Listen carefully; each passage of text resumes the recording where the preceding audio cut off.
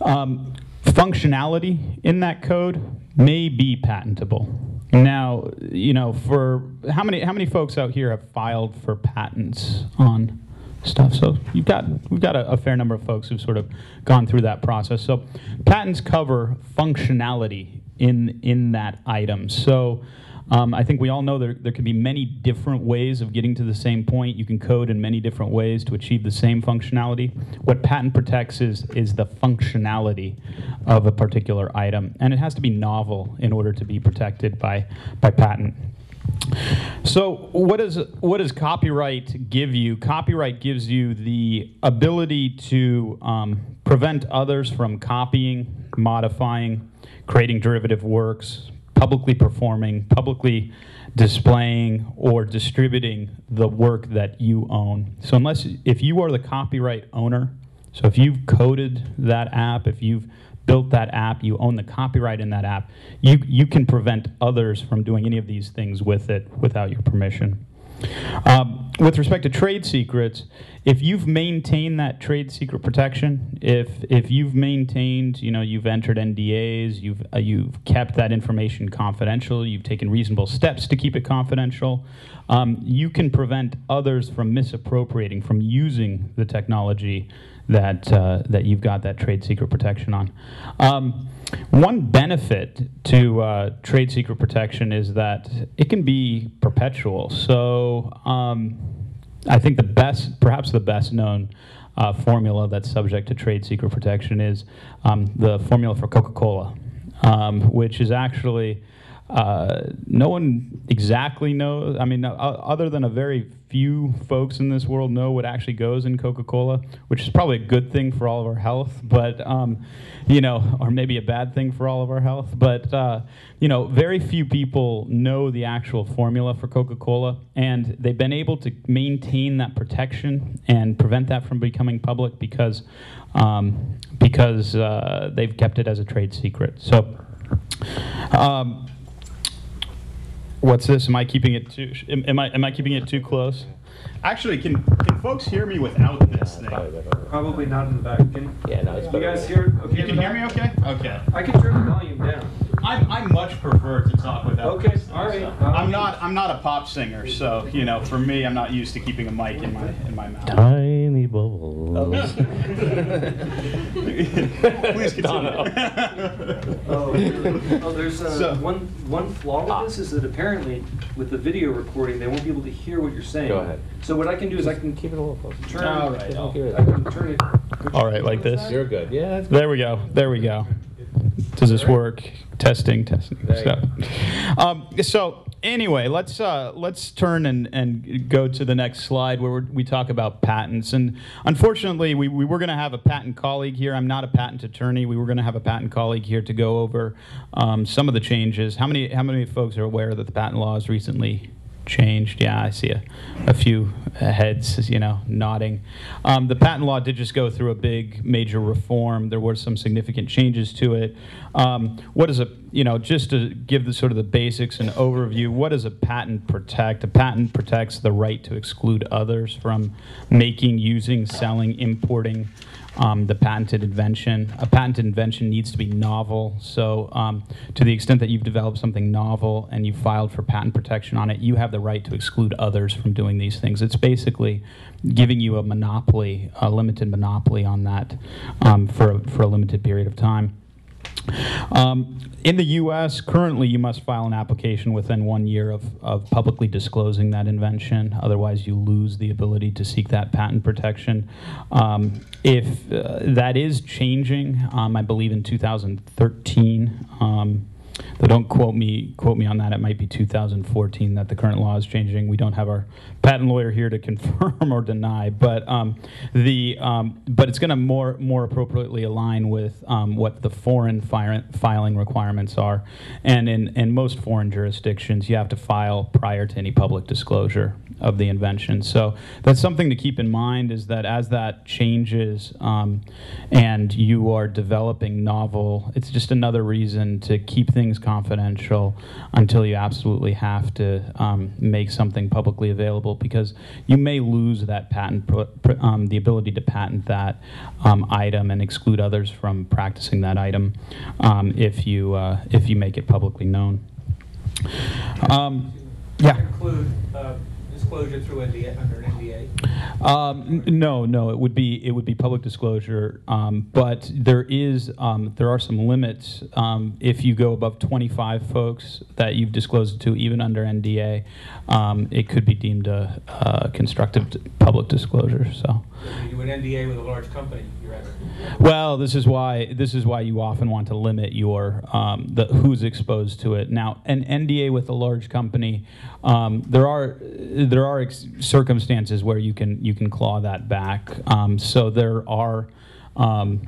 Generally speaking, the general advice is make sure you limit the number of folks who have exposure, but to the extent that you have to disclose for purposes of perhaps investors or perhaps potential development partners, there is some wiggle room there, but as a general rule, it's often much more advisable to file for patent protection prior to making that disclosure too. A couple quick things here. I mean, Yeah. one, I was negotiating opposite 3M for a client that had an invention that impacted their film industry, the 3M films for building windows and all.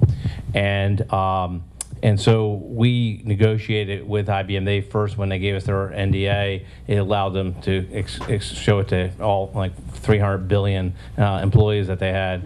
And we cut it down to the unit that they had in certain, that would be doing the window films or film division, and then only certain people within that, we got their names, and we limited to like 6 people who would be evaluating whether or not they were going to invest in or partner with us on that product, and then eventually buy it, which they ended up doing. On the other hand, I mean, you have to limit. The other thing to keep in mind when you sign an NDA.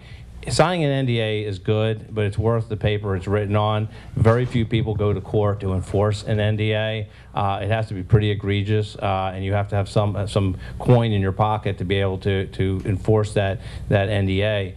So the better course of action, there's a moral gut check. If you tell IBM or 3M or something like that, hey, I have this NDA here that was signed by your people, they'll pretty much want to back off because they don't want to get the hassle. But that being said, even if you enter into an NDA, you only should be disclosing the high-end features of your product or your idea in terms of what mission you're trying to accomplish, to get them to be a strategic investor in you, a partner with you, a teaming agreement, and a government contract, whatever. So you don't have to open up the whole kimono and show them everything. Just show them what is necessary in order for them to evaluate the purpose of the discussions that you're having. I think Dean's point is a great one to emphasize. We've seen many companies where they feel the need to disclose anything and everything to their potential development partner or their potential investor. And what's the next thing that happens? You see that potential partner, that potential development partner, that potential investor go out and replicate the same technology.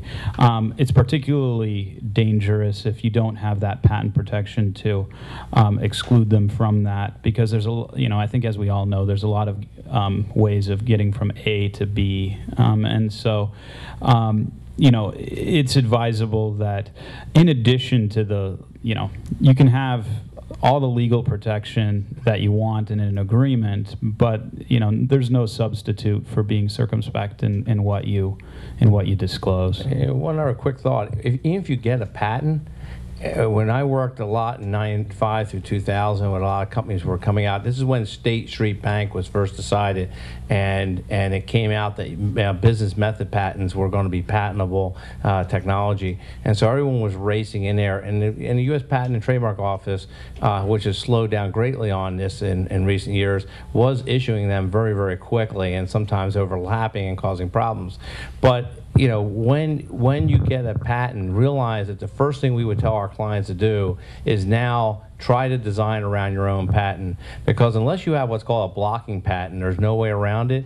You could get a patent issued, and then when you disclose that patent out there, you know, if somebody smart has a bigger, like, you know, Bell Labs would sit there and look at a telecom. I had some telecom clients. Bell Labs would look at that patent and go, yeah, this is great. We can't do this, but there's 6 ways a Sunday I can drive around this and accomplish the same end result just by doing it another way. That they didn't, your patent claims have to be broad enough. And as soon as you have a patent, we would challenge our clients to design around their own patents. And if they came up with a way to design around it, then we would file a patent on that.